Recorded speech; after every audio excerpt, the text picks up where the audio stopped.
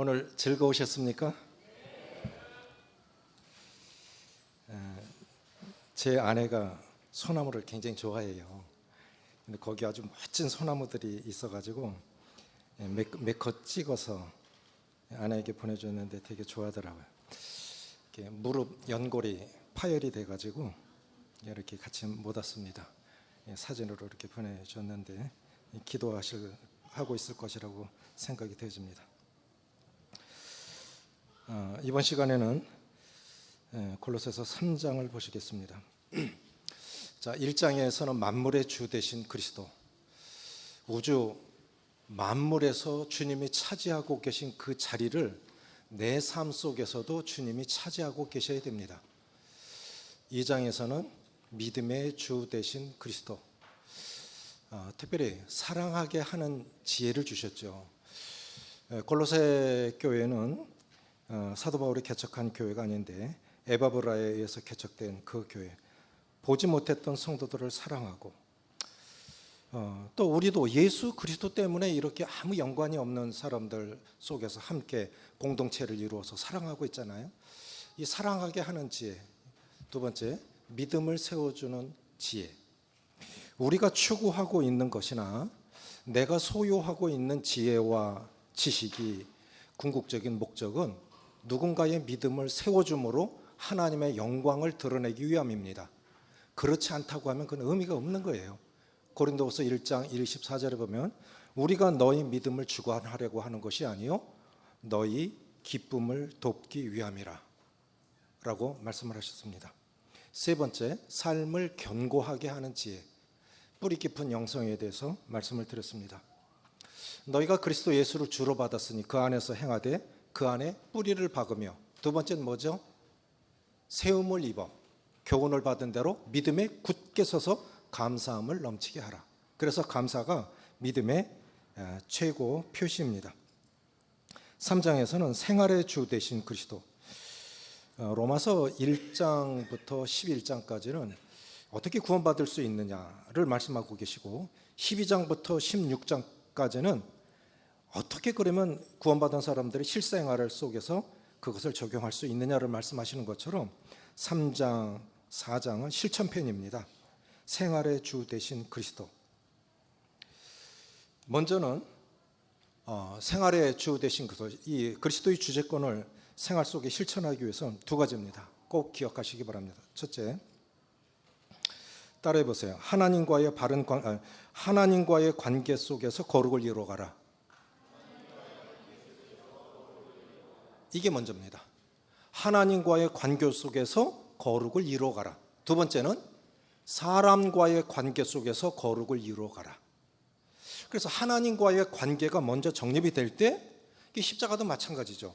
하나님과의 관계가 정립이 될 때 그것이 수평적인 사람과의 관계 속에서도 원만하게 이루어질 수 있다고 생각이 되어집니다. 그런데 3장 1절에 보시면, 그러므로 너희가 그리스도와 함께 다시 살리심을 받았으면 위의 것을 찾으라 했을 때, 위의 것이라고 하는 것은 하늘의 것, 신령한 것, 영원한 것을 말씀합니다. 그것만 남는 것 같아요. 없어지지 않는 것, 영원한 것, 하늘의 것, 이것만 남는다고 그렇게 생각이 되어집니다. 위의 것을 찾아야 할 이유가 무엇이겠습니까? 첫 번째, 예수님 안에 영광스러운 미래가 있기 때문입니다. 4절에 보면 우리 생명이신 그리스도께서 나타나실 그때 너희도 그와 함께 영광 중에 나타나리라. 우리가 갖고 있는 이 몸은 병을 이길 수도 없고 사고를 막을 수도 없고 피곤해도 배고파도 어쩔 수 없이 이런 낮은 약한 몸인데, 영광스러운 몸을 입으면 그때는 더 이상 아프지도 않고. 여러 번 수술을 받아봤는데 수술 받을 때 이런 생각이 들더라고요. 주님 나라는 안 아프니까 참 좋겠다. 나이를 먹어간다는 건 결국 아프다는 뜻이죠. 나이 먹고도 안 아플 수 있을까요? 없어요. 어느 경건한 80대 모친이 이러셨어요. 얼마를 더 살아야 되지? 얼마를 더 아파야 되는 거야? 이게 나이 먹는 거예요. 그래서 사실 나이를 먹어간다는 게 겁나는 겁니다. 저희 장모님 올해 100세인데 일본에서 고등학교를 나오셨어요. 80년 전에. 얼마나 똑똑한 분입니까? 80에서 90세 사이에 성경을 필사하셨는데 가로로 쓰는 것도 아니고 옛날에는 이렇게 썼잖아요. 세로로. 세로로 썼는데 얼마나 예쁘게 쓰셨는지 시작하기 전에 찬송 쓰고 찬송 부르시고 기도하고 기도하시면서 기도하는 마음으로 쭉쭉 써 내려가셔서 몇 독을 필사하신 거예요. 그리고 마칠 때 또 찬양하시고 기도하고 딱 마치고 그것을 80에서 90세까지 하셨어요. 저희가 갖고 있습니다. 아주 좋은 본이시죠. 그런데 나이는 못 이기는 거예요. 코로나 시대에 오면서 모이지 못하게 하니까 어르신들이 제일 힘들어하는 것이 고독한 겁니다. 외로워하는 것. 이게 제일 힘든 것 같아요. 그러면서 약간 치매가 또 오신 거예요. 이 나이 먹어간다고 하는 거는 어떤 면에서 좀 두렵고 죽는 게 두려운 게 아니라 얼마나 더 아파야 돼? 또 내가 어떻게 변할지를 모르니까 그게 불안하고 두려운 거 아니겠습니까? 우리 몸은 어쩔 수가 없는 거예요. 그런데 영광스러운 주님 안에 영광스러운 미래가 있기 때문에 우리에게 소망이 있죠. 그때는 이런 몸이 아니겠죠. 그래서 감사한 겁니다. 그래서 우리가 위의 것을 찾아야 할 일은 예수님 안에 영광스러운 미래가 있기 때문에 위의 것을 찾아야 됩니다. 두 번째, 예수님으로 인해서 과거의 죄악된 행실에서 벗어날 수 있기 때문에 5절부터 9절까지 쭉 너희가 전에는 이제는 그것이 내 인생의 BC와 ID가 있죠. 예수 믿기 이전에는 그렇게 살아도 죄책감을 못 느꼈어요. 근데 지금은 그렇게 살면 성령께서 근심하시죠. 예수님으로 인해서 과거의 제약된 행실에서 벗어날 수 있습니다. 세 번째는 뭐냐면 이 예수님으로 인해서 오늘의 변화를 기대할 수 있기 때문입니다. 교회는 사람을 변화시키는 곳입니다. 아멘이십니까? 조금씩 더디 변하든 아니면 변화의 속도를 많이 내든 정도의 차이는 있겠지만 어쨌든 교회는 사람을 변화시키는 곳입니다. 태용호 씨, 영국 주재 북한 공사 출신이죠. 지금 국회의원이 되셨죠. 태용호 씨가 지은 3층 석유관실의 암호라는 책을 봤습니다. 이번 하나님 믿는 사람 아니었어요. 지금 믿는지는 모르겠는데 그분이 한국에 도착해서 쓴 자서전이에요. 거기 내용에 보면 이런 내용이 나옵니다. 북한에도 교회가 있어요. 절도 있어요. 그래서 뭐 외국 사람들이 오면 우리도 종교의 자유가 있다 보여주는 종교 시설이 있고 사람도 있습니다. 그러니까 만약에 미국에서 왔다, 중요 인사들이 왔다, 그럼 예배당에 가짜 목사가 가짜 교인들을 앉혀놓고 가짜 설교를 하는 거예요. 사상이 투철한 사람들만 앉혔겠죠. 목사는 더더욱 그렇겠죠.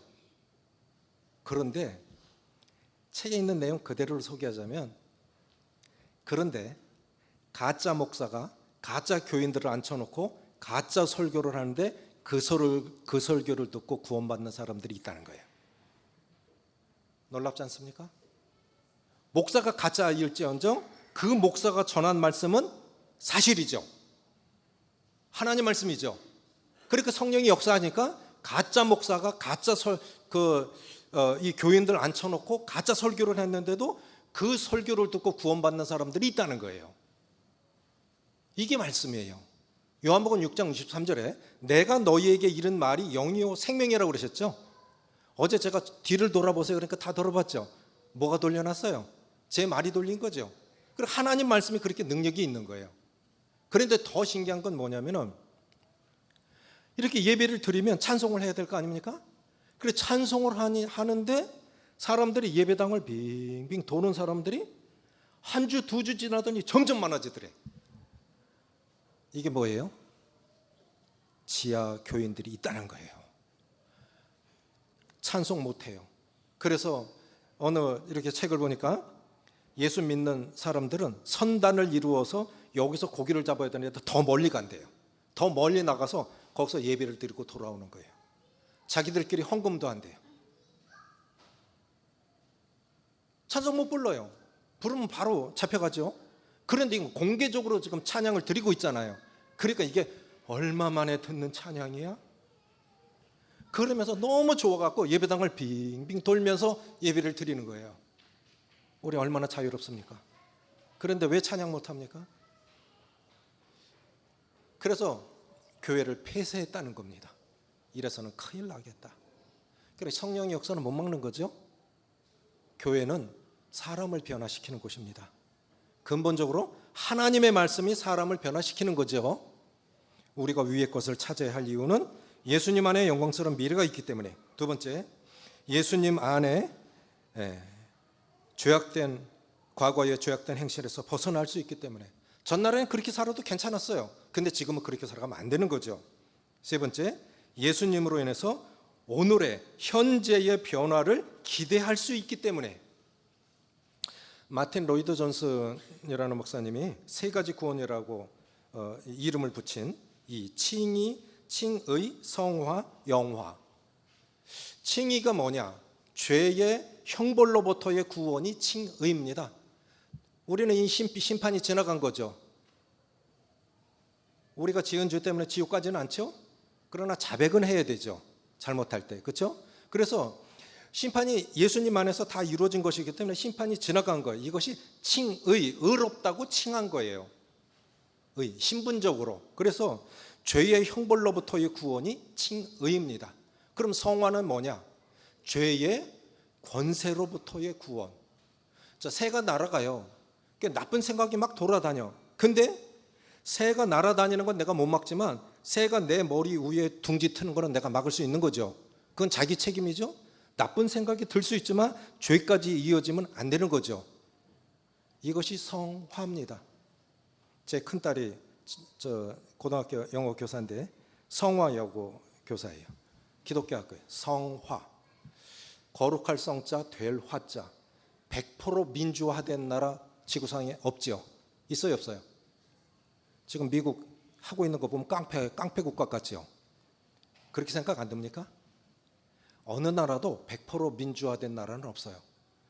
누구도 100% 성화를 이룬 사람은 없습니다. 우리는 지금 거룩의 과정을 밟고 있을 뿐이죠. 또 영화, 그래서 죄의 권세로부터의 해방이 성화예요. 그럼 영화는 뭘까? 따라해보세요. 죄의 본질로부터의 해방. 그때 가면 죄 자체가 없어요. 지금 우리가 사탄의 권세 아래 있죠. 그래서 여전히 죄를 짓고 있는 거예요. 근데 이 영화라고 하는 것은 죄의 본질로부터 해방된 거기 때문에 주와 같이 됩니다. 그 나라 가면은. 그래서 예수님으로 인해서 오늘의 변화를 기대할 수 있기 때문에 하늘의 위의 것을 찾아야 됩니다. 주님이 지상에 계실 때, 이게 3장 내용이에요. 주님이 지상에 계셨을 때 추구했던 두 가지 생활 방식은, 첫째는 용서의 삶입니다. 아버지여 저희를 사하여 주옵소서. 그러면 주님이 지상에 계셨을 때 추구했던 그 두 주제가 우리들의 삶의 목표여야 돼요. 우리는 끊임없이 용서하는 삶을 살아야 됩니다. 둘째는 사랑의 삶입니다. 주님이 주신 옷을 입고 주님처럼 살 수 있어야 한다고 생각이 되어집니다. 이것은 이제 자세히 살펴보고자 하는 것인데, 그러면 그리스도인들에게 주신 축복들이 뭘까? 구원의 복 외에 하나님 자녀들에게 주신 축복들은 뭘까? 따라해보세요. 그리스도의 평강. 15절 같이 읽습니다. 시작. 그리스도의 평강이 너희 마음을 주장하시게 하라. 너희는 평강을 위하여 한 몸으로 부르심을 받았나니 너희는 또한 감사하는 자가 되라. 그리스도의 평강이 너희 마음을 주장하시게 하라. 어느 분이 이렇게 말씀하셨어요. 인생이란 15분 늦게 영화관에 들어간 것과 같다. 도대체 뭐가 뭔지 모르겠다. 이미 영화가 시작된 지 15분 지났으면 전 이야기 이미 지나갔으니까 알아요, 몰라요? 인생이 그렇다는 거예요. 살다 보면 도대체 이게 뭐야? 이게 왜 이런 일이 일어나지? 그렇게 이해가 안 가는 거죠. 인생 살다 보면 어떤 결정을 내려야 할지 몰라 답답하고 불안할 때 많습니다. 그럴 때 그리스도인들이 사용할 수 있는 중요한 판단 기준이 평안이라는 거예요. 아주 중요한 것입니다. 성령이 우리 속에 그런 그리스도의 평강을 주세요. 손해봤는데 편해, 이겼는데 안 편해. 그건 잘못한 거예요. 잘못한 거예요. 그래서 기억하십시오. 덕과 득 사이에서 한 가지를 선택해야 할 순간이 온다면 덕을 택하십시오. 손해보시고 덕을 택하시기 바랍니다. 그러면 평안해요. 이겼다고 이긴 게 아니에요. 나의 옳음을 증명했다고 해서 내가 의로운 사람이 되는 게 아닙니다. 그리스도의 평강이 너희 마음을 주장하시게 하라. 그래서 그리스도의 평강이 마음을 지배할 때 감사의 고백이 가능한 것입니다. 그래서 이사야 26장 3절에 주께서 심지가 견고한 자를 평강의 평강으로 이끄시니 지키시리니 이는 그가 주를 신뢰함이니이다. 주님이 아시잖아. 주님이 아시잖아. 속 끙끙 앓으면서도 속이 상하죠. 그 병이 날 수도 있죠. 그래도 손해보는 게 나아요. 이게 평강을 지키시는 겁니다. 뭔가를 결정했는데 마음이 불안하다, 평안하지가 않다, 다시 생각해 보셔야 돼요. 다시 생각해 보셔야 돼요. 순종의 삶을 살면 평강의 길이 열립니다. 그리스도의 평강이 내 마음을 주장하게 되면 어떤 상황에서도 평강이 임합니다.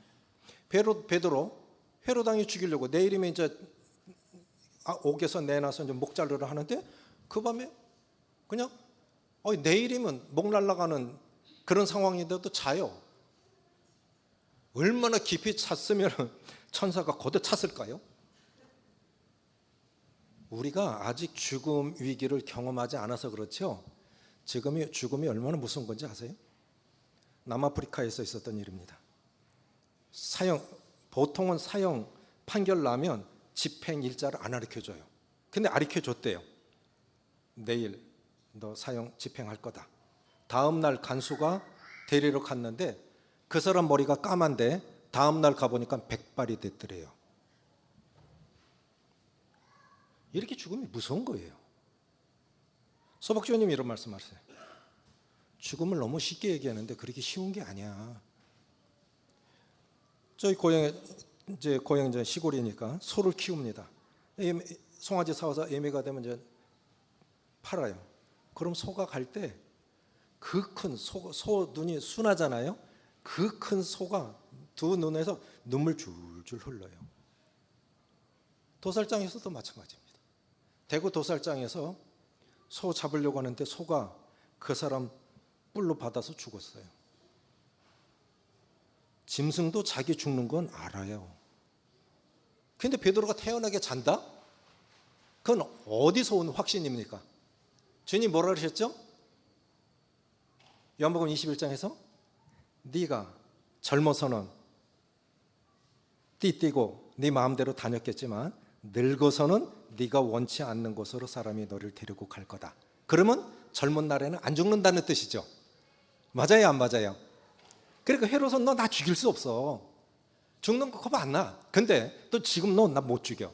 주님 말씀하셨거든. 난 늙어서 죽는다고. 우리도 그런 평강이 있어야 되지 않겠습니까? 자, 그리스도 안에서 주어진 축복 첫 번째 뭐라고요? 그리스도의 평강입니다. 이건 세상이 줄 수 없는 거예요. 사람이 줄 수 없는 거예요. 그리스도인만 소유할 수 있는 첫 번째 축복은 그리스도의 평강입니다. 두 번째는 뭐냐면 16절 같이 읽습니다. 3장 16절 시작.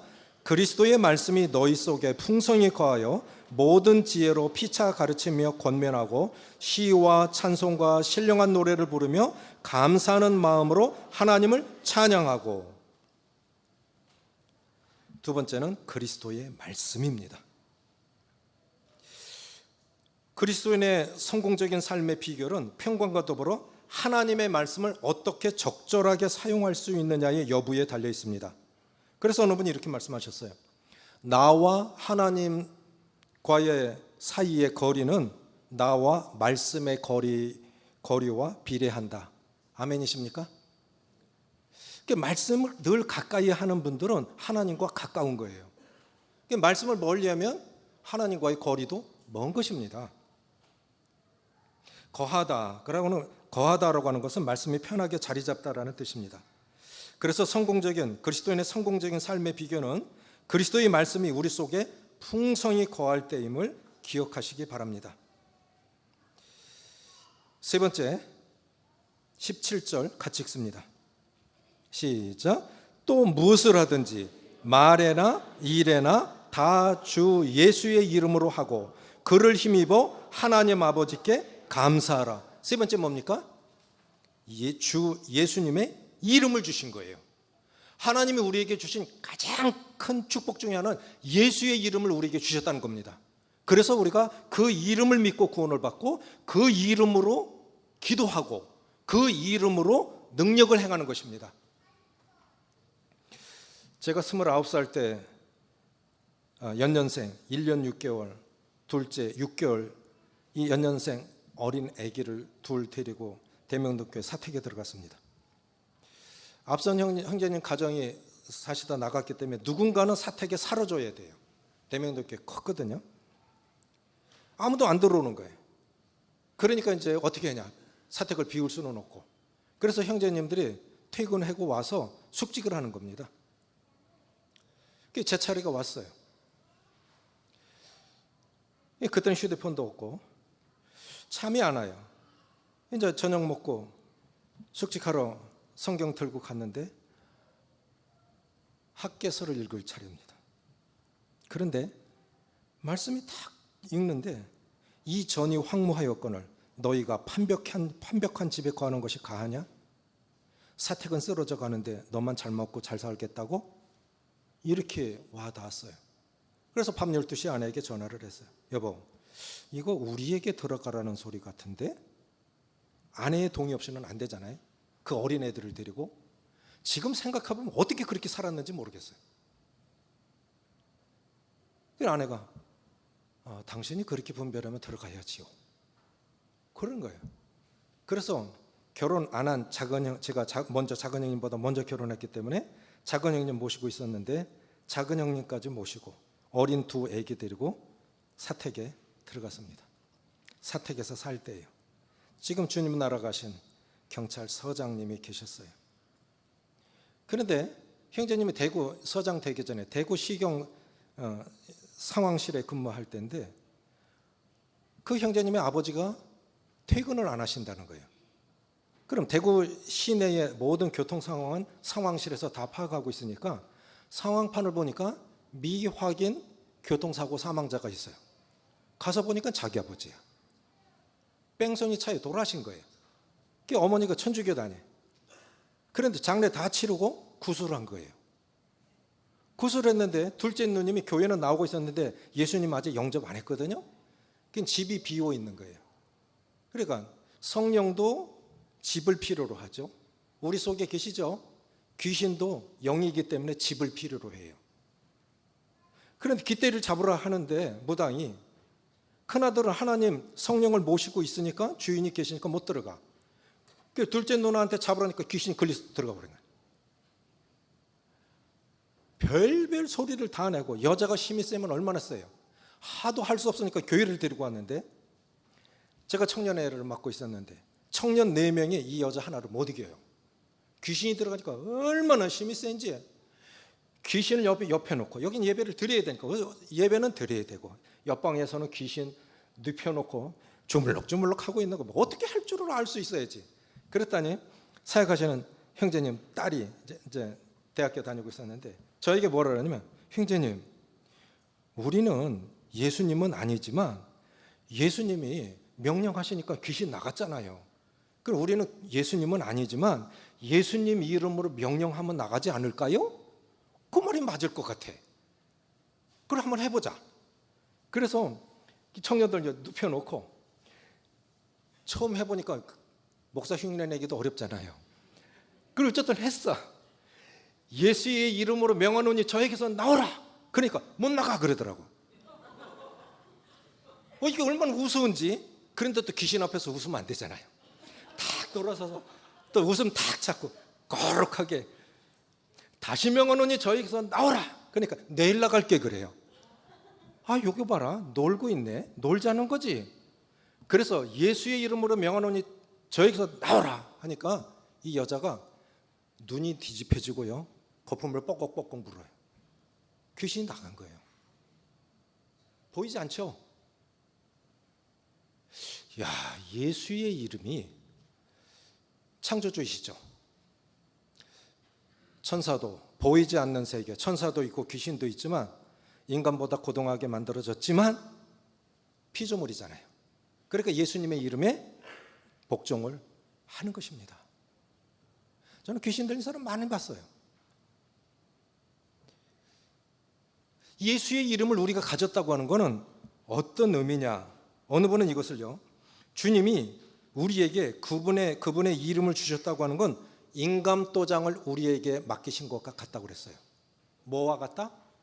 인감도장, 전권을 주신 거예요. 예수의 이름으로 우리가 뭐든지 할 수 있는 거예요. 그래서 우리가 가진 가장 큰 축복 중에 하나가 예수의 이름입니다. 아멘이십니까? 17절 다시 읽습니다. 시작. 또 무엇을 하든지 말에나 일에나 다 주 예수의 이름으로 하고 그 이름을 힘입어 하나님 아버지께 감사하라. 오늘도 많이들 섬겨주셨습니다. 감사를 드립니다. 주님의 이름으로 섬기신 거죠. 그 섬기신 손길들을 주님이 축복하시길 원합니다. 그래서 우리가 주님의 이름으로 말한다면 실수하지 않을 거예요. 그렇죠? 내 말을 하니까 실수하는 거죠. 주님의 이름으로 말한다고 그러면 주님의 영광에 합당한 말을 하겠죠. 우리가 주님의 이름으로 섬긴다고 그러면 섭섭하지 않겠죠. 그렇죠? 기대하지 않겠죠. 그러니까 주님의 이름으로 하지 않으니까 여러 연약들이 보이는 것입니다. 무엇을 하든지 말에나 일에나 주님의 이름으로 하라고 하셨습니다. 근데 중요한 것이 있어요. 우리가 성경을 볼 때 반복하는 단어 아주 중요하게 생각하셔야 돼요. 14절부터 15절부터 17절 매 절마다 반복된 단어가 있어요. 그게 무엇입니까? 15절부터 17절까지 반복된 단어가 있습니다. 뭐예요? 크게 감사하는 자가 되라. 매 절 끝날 때마다 감사하는 자가 되라.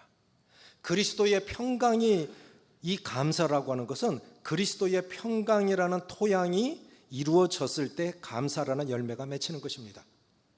또 그리스도의 말씀이 풍성히 거할 때 감사할 수 있는 겁니다. 주님의 이름으로 말에나 일에나 주님의 이름으로 할 때 감사할 수 있는 것입니다. 그래서 매 절마다 감사하라고 말씀하고 계신 거죠.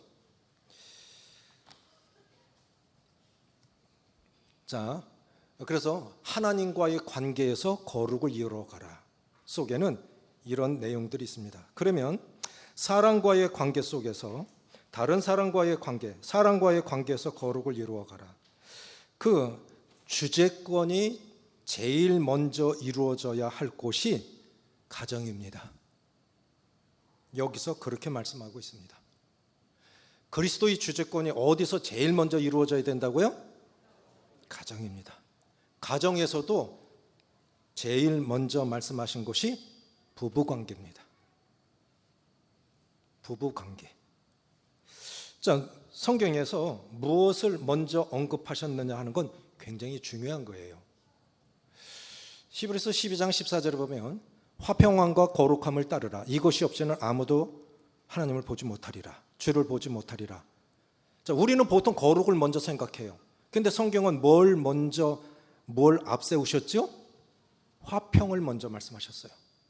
그래서 누군가 원한 관계, 갈등 관계가 있다면 가서 용서하고 화목하고 그 다음에 와서 예배드리라 했죠.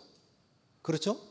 화평함과 거룩함을 따르라. 이것이 없이는 하나님의 임재를 경험하지 못한다는 거예요. 굉장히 중요한 거예요. 그래서 뭘 먼저 말씀하셨냐? 부부관계. 남자가 먼저 만들어졌어요? 여자가 먼저 만들어졌어요? 근데 꼭 누가 이겨요? 부부싸움은 누가 이겨요? 남자들은 말도 할 줄 몰라요. 여자들은 뭐 어떻게 말을 잘하는지. 평생 사람을 연구한 심리학자 폴 투르니에라는 분이 이런 말씀을 하셨어요. 내 평생 사람을 연구한 사람인데 여자들은 도대체 알 수가 없다 그랬어요. 난 그 말이 맞다고 생각해요. 36년간 아내하고 살았는데 도대체 모르겠어. 그런데 여자가 또 남자를 연구한 분이 계셔요. 브렌다 쇼샤나라고 하는 여자분이 계신데 외국분입니다. 뭐라고 그랬냐? 남자는 나쁘다. 난 그 말도 맞다고 생각해요. 나를 보니까 남자는 나쁜 데가 많아. 그런데 여자는 도대체가 알 수가 없어. 그 말도 맞아. 맞아요, 안 맞아요? 형제님들이 답답하세요. 맞아요, 안 맞아요? 맞다잖아요. 평생을 살았는데 도대체 모르겠어. 이제 조금은 알겠는데 그래도 모르겠어. 근데 남자분들 연세가 드셔도 여전히 나쁘죠. 자기가 떠다 먹고 다 하면 되는데 꼭 시키죠. 형제님들 비하하려고 하는 것이 아니라 성경에서 먼저 말씀하신 건 아내들에게 말씀하신 것입니다. 뭐라고 말씀하셨습니까? 아내들에게 18절 같이 읽습니다. 시작. 아내들아 남편에게 복종하라. 이는 주 안에서 마땅하니라. 주재권이 제일 먼저 세워져야 할 곳은 가정. 가정 중에서도 부부관계. 부부관계에서도 아내입니다. 인격적으로는 동등하지만 질서상으로는 다른 거예요. 여기서 복종이라는 단어는 군대 용어예요. 차례로 정렬하다. 자매님들만 따라하세요. 자기 계급으로 돌아가라. 이 복종이라는 뜻이 그겁니다. 제가 만든 게 아니고요. 이 복종이라는 뜻이, 그래 제가 가끔씩은 아내에게 그래. 당신 계급으로 돌아갔으면 좋겠어. 그러면 다른 거에서는 복종 안 하는데 이 말씀 들이대면 아내가, 저희는 아침에 아내하고 같이 큐티를 해요. 그리고 자기 전에 그거를 저녁에는 다시 나누고 또 교회 기도 책자 소그룹별로 이렇게 같이 하고 그리고 잡니다. 아침에는 큐티를 하고 저녁에는 반성을 하는 거예요. 반성이 없이 아침에 큐티만 있으면 꽝입니다. 내가 아침에 큐티한 대로 살았나? 제대로 살고 있는 거야? 자기 반성도 없이 점검도 없이 그대로 돌아가면 그냥 지식만 나는 거죠. 그래서 아침에는 큐티를 하시고 저녁에는 반성을 하십시오. 점검을 하십시오. 그래야 삶이 완성이 되는 겁니다. 아내는 그걸 참 좋아해요. 같이 이렇게 하는 거를. 그래서 아내의 책임, 동등한 인격체 사이에서도 질서는 있어야 된다 하는 것입니다. 그래서 아내들이 남편에게 복종하지 않는 것은 남편에게 잘못하는 것보다 먼저 하나님께 불순종하는 거예요. 무서워요, 안 무서워요? 자매님들 무서워요, 안 무서워요? 두려운 거예요. 두려운 거예요. 남편에게보다도 하나님께 불순종하는 것이기 때문에 그렇게 생각할 수 있죠. 뭐 존경할 게 있어야 존경하지. 그렇게 생각하면 큰일 나는 거죠. 그렇게 생각하면 안 되는 거예요. 그러면 남편의 책임은 무엇입니까? 남편의 책임은 남편들아 아내 사랑하기를 그리스도께서 교회를 사랑하시고 위하여 자신을 주신 것 같이 하라. 질서상으로는 아내가 남편에게 먼저 복종해야 되고 책임상으로는 남편이 아내에 대한 책임이 더 큽니다. 근데 제가 생각하기를 아내가 남편에게 복종하는 것보다 남편이 아내에게 자신을 주는 게 더 어려워요. 그리스도께서 교회를 주신 것 같이 하라. 자신을 주는 것이 더 어렵더라고요. 그래서 책임으로 따지면 남편의 책임이 더 큽니다. 어쨌든 그리스도의 주재권이 제일 먼저 이루어져야 할 것은 가정이고, 교회에서 잘하려고 하지 마세요. 사회를 구성하는 가정, 교회를 구성하는 가정, 가정이 건강해야 교회도 건강하고, 가정이 건강해야 사회도 건강하고 국가도 건강합니다. 아멘이십니까? 로마가 무너질 때 가정이 먼저 무너졌다고 그래요. 가정들을 보면 교회가 보입니다. 가정들을 보면. 그래서 가정에서 행복한 사람이 밖에서도 행복한 거예요. 맞아요, 안 맞아요? 그래서 그리스도의 주재권이 먼저 이루어져야 할, 첫 번째로 이루어져야 할 것은 가정이고, 그 중에서도 부부관계입니다. 두 번째로 말씀하는 것이 부자관계입니다. 20절, 자녀들아 모든 일에 부모에게 순종하라. 이는 주 안에서 기쁘게 하는 것이니라. 자녀들이 부모에게 복종하는 법을 배우지 못하면 하나님께 복종하는 법도 배우지 못합니다. 왜냐니까 마음에 안 드는 거 참 많지요, 부모님들. 그런데도 복종하라 하신 그 복종을, 부모님의 권위에 복종하는 법을 배우지 못하면 하나님의 말씀에도 복종하지 않아요. 부모님께 복종하지 않는 사람이 하나님의 말씀에 복종할 수가 없어요. 성경대로입니다. 그러나 가정의 최종 책임은 아비들에게 있습니다. 자녀가 부모에 대하여 이 경노하는 이유는 무엇일까요? 세 가지 이유인 것 같아요. 지나친 징계와 체벌. 부모가 감정적으로 자녀들을 징계할 때 자녀들은 반항하죠. 두 번째, 부모가 이중적인 모습을 보일 때, 부모 자신은 그렇게 살지 않으면서 자녀들에게 훈계할 때 자녀들은 말 안 해도 마음에 노를 품습니다. 세 번째, 자녀들에게 무관심할 때. 미국에서 어느 교사가 수업 시간에 아이들에게 리본 하나씩 줬다고 그래요. 한 명에게 몇 개씩을 줬대요. 그리고 그걸 숙제를 준 거예요. 네가 제일 존경하는 사람에게 나는 당신을 사랑합니다 라는 리본을 꼽아줘라. 그래서 이 아이가 3개인데 어떻게 할까? 자기 고등학생인데 대학 진로에 대해서 잘 지도해 준 어느 회사 부사장님, 자기 자식처럼 그렇게 해준 분에게 찾아가서 그렇게 그걸 꼽아줬다고 그래요.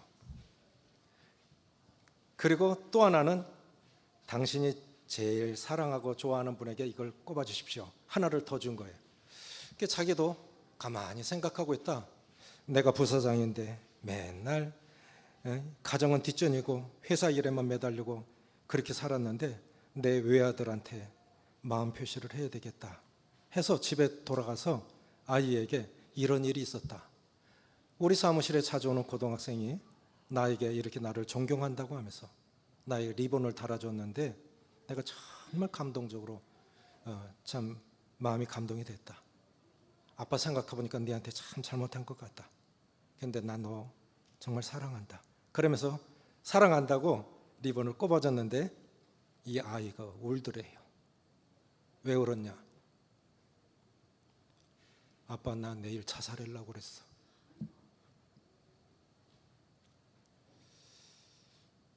우리나라 청소년들 중에 정신과 상담 받는 청소년들이 30만 명 넘었다는 사실을 아십니까?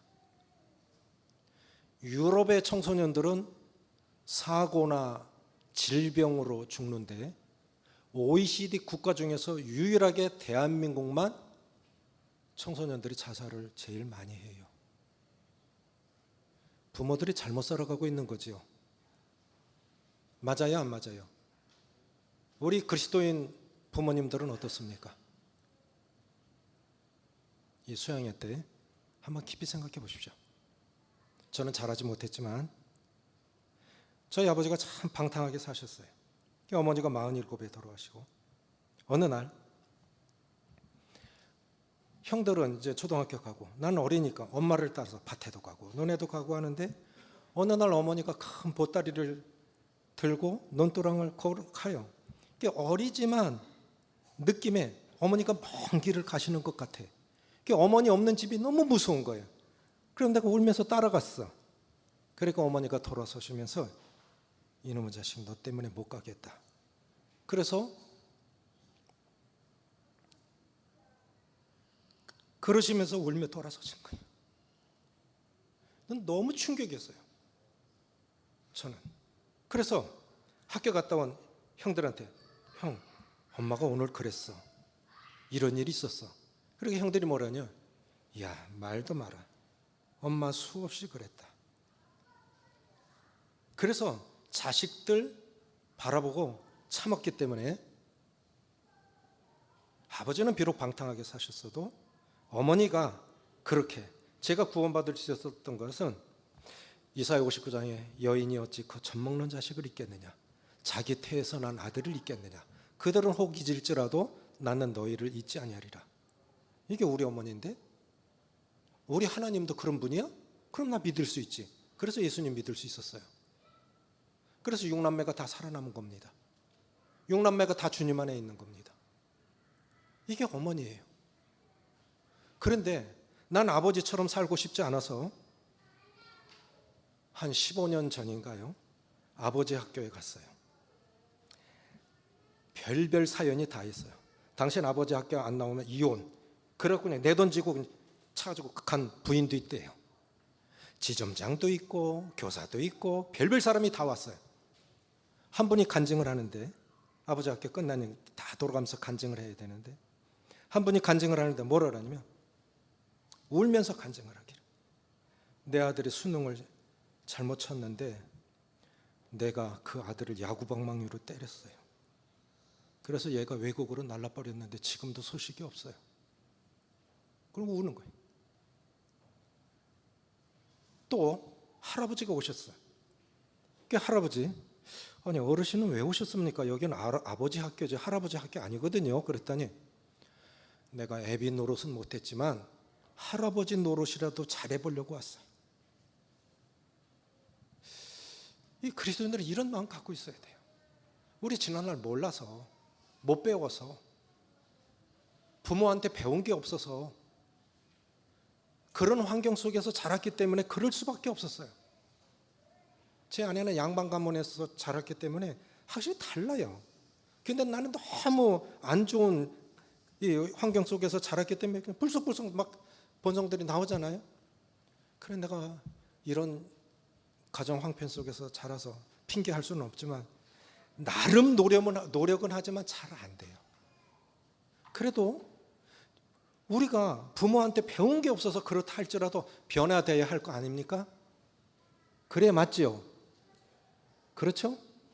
그 변화는 그리스도의 주재권이 세워지지 않으면 안 바뀝니다. 그 변화는 그리스도의 주재권이 우리를 변화시킬 것입니다. 예수님의 사람으로, 하나님의 사람으로. 마지막으로 드리고 싶은 것은, 여기서 이제 3장에서 4장에서 이렇게 말씀하시는 것은 주종 관계인데 직장 생활은 잘하고 계시리라고 생각이 되어지고, 교회 이 성도들과의 그 관계를 어떻게 할 거냐, 그게 참 중요한 것인데, 주 안에서 교회 생활, 이거 잠깐 다루겠습니다. 신앙생활 하는데 참 구원받은 성도들인데, 사랑하는 성도들인데 부딪힐 때 있지요. 그렇죠? 어느 분이 좀 솔직하게 너무 직설적으로 이렇게 얘기를 했어요. 교회는 자연스럽게 원수들로 구성된 공동체다 그랬어요. 너무 심하잖아요.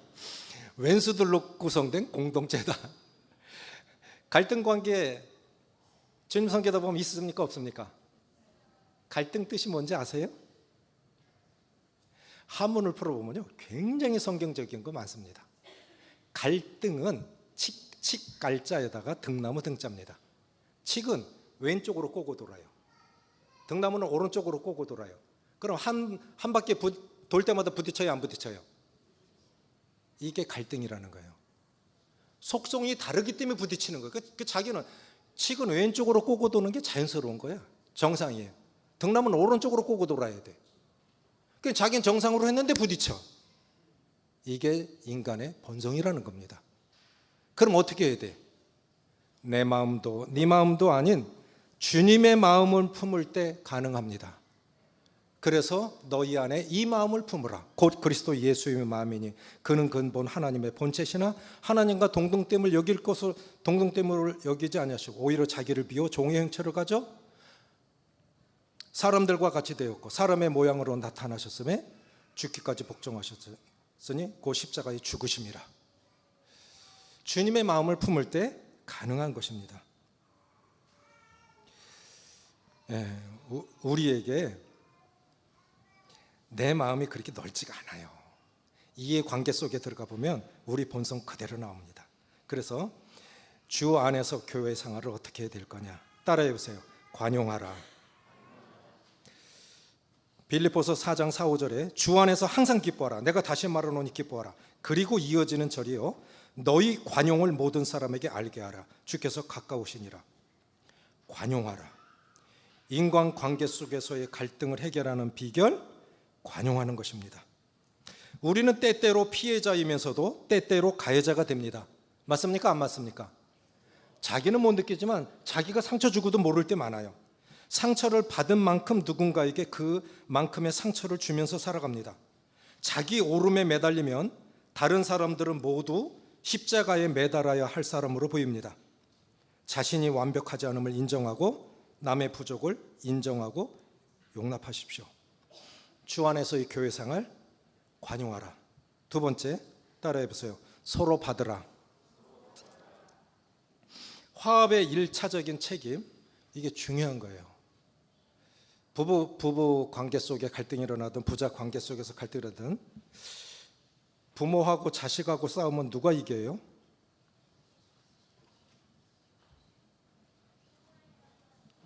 누가 이겨요? 오래 사신 분들은 자식이 이긴다고 그래요. 근데 내가 이긴다고 하는 사람은 아직 덜 살아신 거예요. 자식이 이기는 부모 없어요. 그건 무슨 말이냐? 화합의 1차 책임은 따라해 보세요. 강한 자가 하는 것이다. 강한 자가 용서를 구하는 거예요. 강한 자가 숙이는 것입니다.